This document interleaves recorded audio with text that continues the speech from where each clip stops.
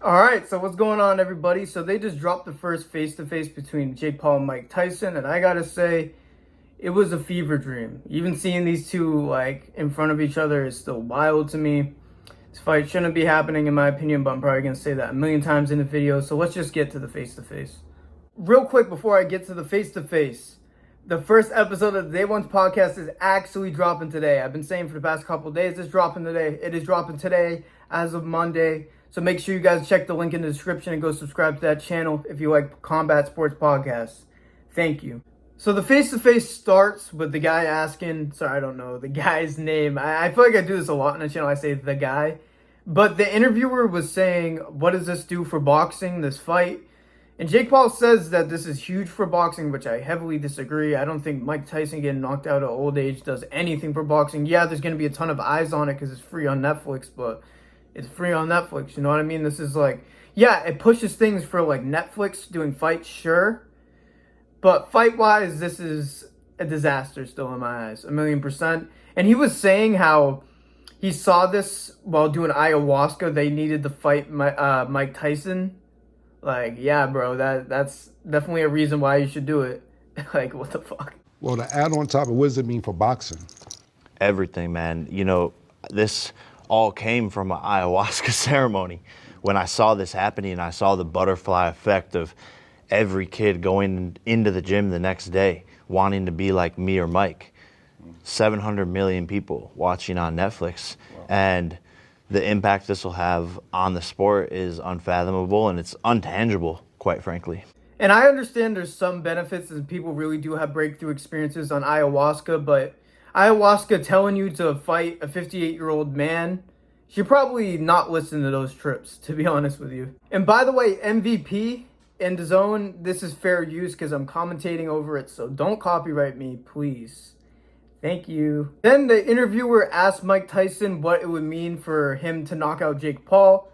Let me ask you this. What does it say about Mike Tyson if he knocks out a 27-year-old Jake Paul?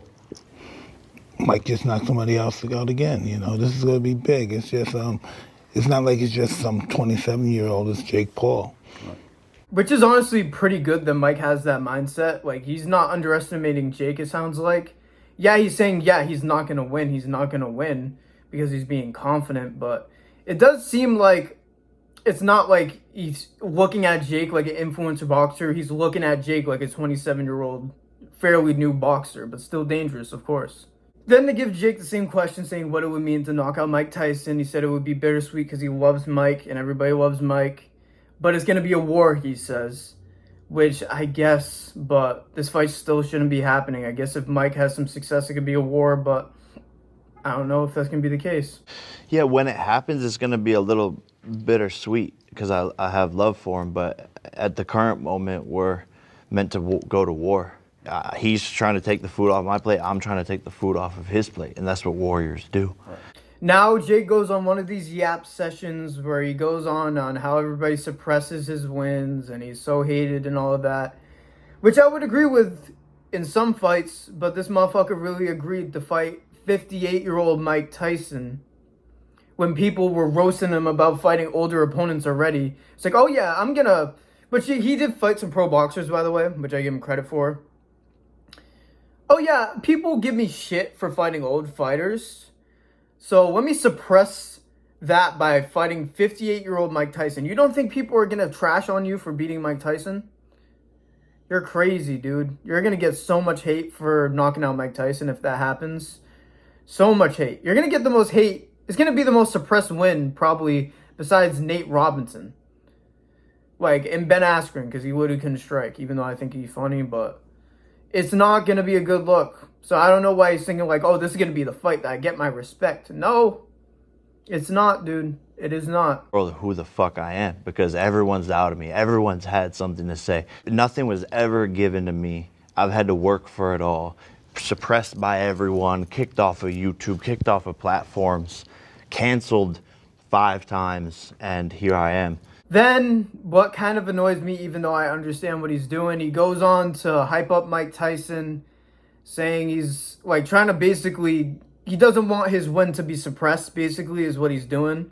So he's hyping up Mike Tyson, saying, oh, he's a different 58-year-old. This is Mike Tyson. This is Mike Tyson. Like, trying to, like, suppress the hate that he's getting. But, dude, is 58-year-old Mike Tyson... I keep repeating myself, but this is just ridiculous to me, dude.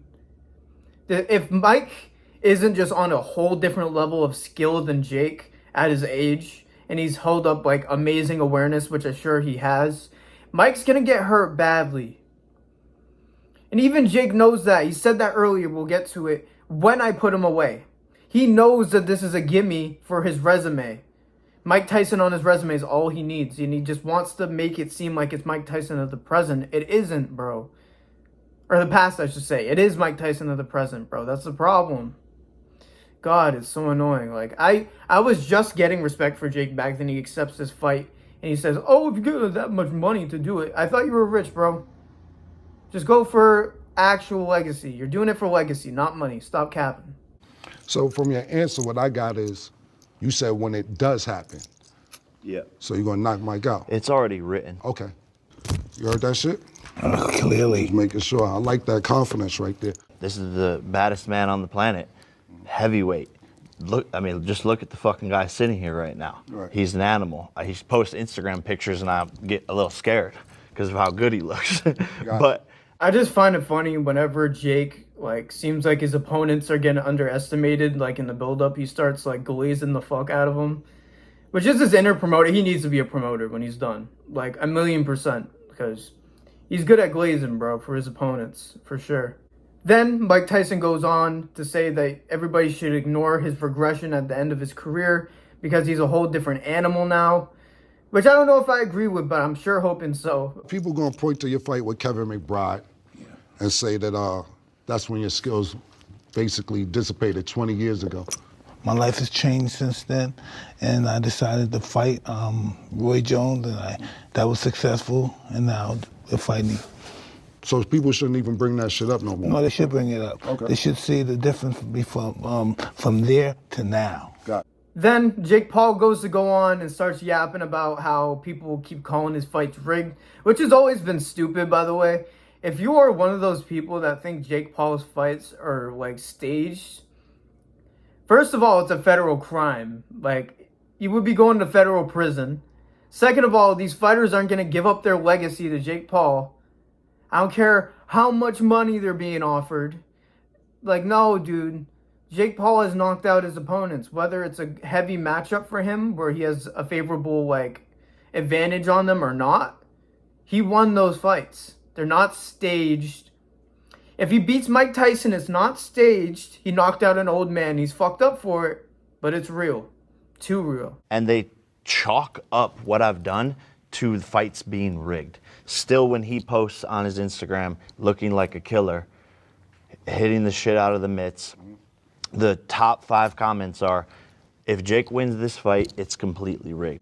Then Mike Tyson goes on to say this won't affect his legacy either way, which kind of worries me. I'm not going to lie. That is not great to hear. And then Jake obviously says, oh, this is going to be huge for my legacy. I knocked out old man. But he also says that this will be the biggest fight in boxing history. Probably numbers-wise because it's free on Netflix. But besides that,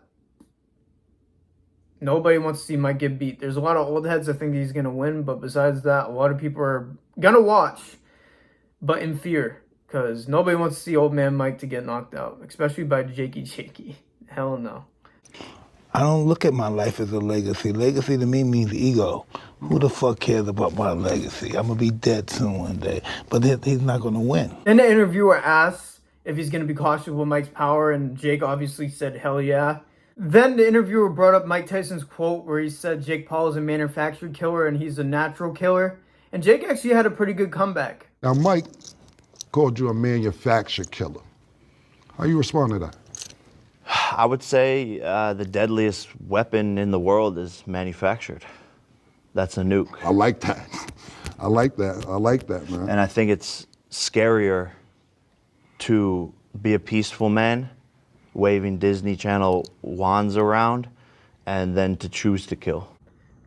Which was pretty good, but there's only one problem. Who you're saying it to. Like, yeah, like you become dangerous, manufactured killer. Nukes are manufactured. That's a good line. But the natural killer in front of you 20 years ago, 30 years ago would absolutely kill you, dude. You're fighting 58-year-old version of Mike Tyson. That would be a great line if any normal fighter said that. And then Jake came back with it. But in this context, it ruins it. Like, it just doesn't hit that good.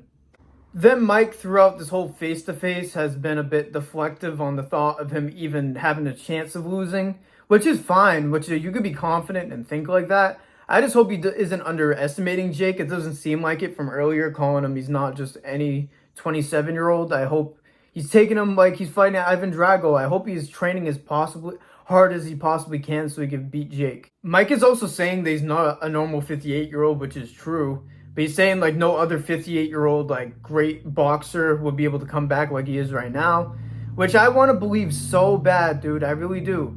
And I would include the clip of this, but I'm trying to avoid a copyright. I might already be screwed, but I'm trying to help out a little bit. You know what I'm saying? Then the interviewer goes on to say, why do you think you guys are going to win? Jake Paul says, because it's my time, because he did ayahuasca and saw it.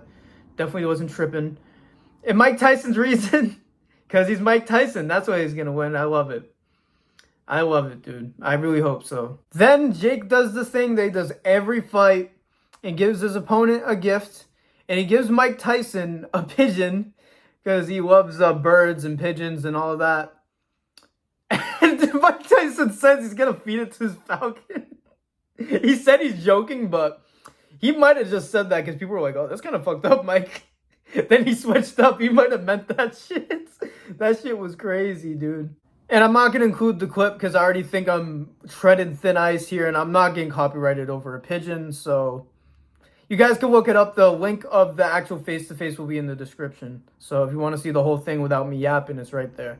But I'm not going to lie, because there's one more thing that happened that had me absolutely fucking crying laughing. The interviewer brought up the AI video that Jake made where he made Mike kiss him. Bro, it was so fucking crazy. That video was so sus. I couldn't believe the interviewer brought that up to Mike, bro. And Mike didn't see it, so he didn't know. But Mike just kind of like brushed it aside. He was like, I just kind of have that effect on people. Bro, this shit had me crying. He asked you guys face to face, and he's kissing you in the mouth in several pictures on Instagram. It's actually on his page, and it's kind of went viral today of him just stepping to you, kissing you in the mouth several times. Does stuff like that aggravate you? I have that effect on people. You know? So yeah, shit. Jake Paul versus Mike Tyson is really happening this Friday. I'll be making my final predictions for not only that fight, but some other fights on the cards, because I believe I know some extra fighters on that card. Obviously, Amanda Serrano's fighting.